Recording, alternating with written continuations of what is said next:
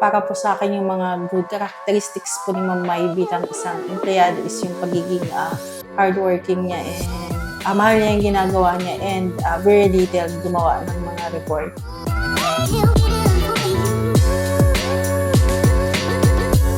Hi, I'm Mylene Somodoy. You can call me Mai for my nickname. My current position and department is warehouse officer, and I'm originally from Binangonan, Rizal. Fun facts about me is mahilig akong bumili ng mga pang-decorate sa bahay ko. Marunong din ako gumawa ng panlalaking gawain, gaya ng paglalagare, pagmartilyo. Siguro natutunan ko yan kasi nung nag-abroad yung asawa ko. So parang naging independent ako. Yung mga trabahong panlalaki is nagagawa ko. Nag-start ako kay Frankie's way back 2017 nung sinabihan ako ni Ma'am She na kung gusto ko mag-apply kay Frankie's kasi hiring sila that time ng purchasing. And ayun nga, nag-apply ako. Then mabilis naman yung naging proseso. Na-hire ako August 16, 2017. Then nag-start ako as purchasing associate. And then naging purchasing specialist and naging purchasing officer. And then nung July lang, 2024, nitong July 2024 is nalipat ako as warehouse officer. Siyempre po, working with Frankie's is very awesome.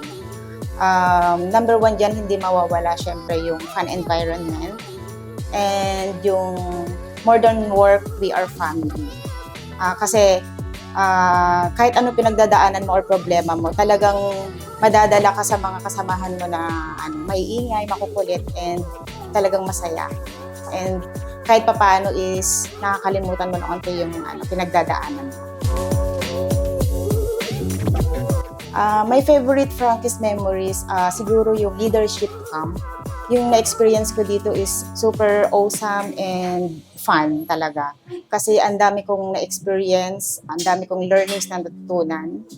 And at the same time, madami akong nakilalang tao at nakabanding na employee from other store.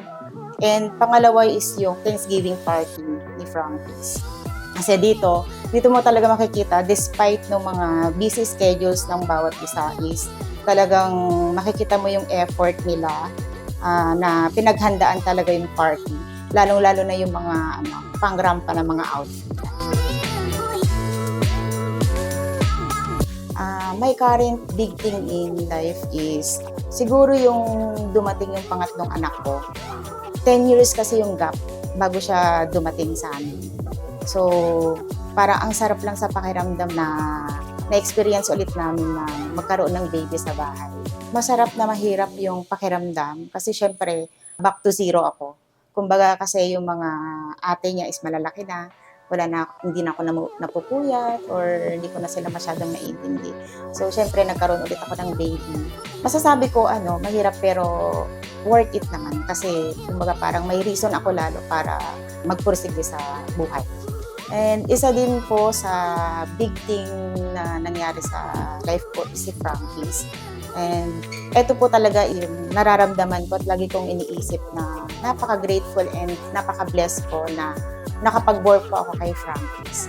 Dahil syempre, bukod sa meron tayong mabait na yung may-ari, napaka-generous nila pagdating sa mga opportunities na binibigay nila sa mga employees. Best career lesson na mai-share ko, isa ito sa mga natutunan ko talaga.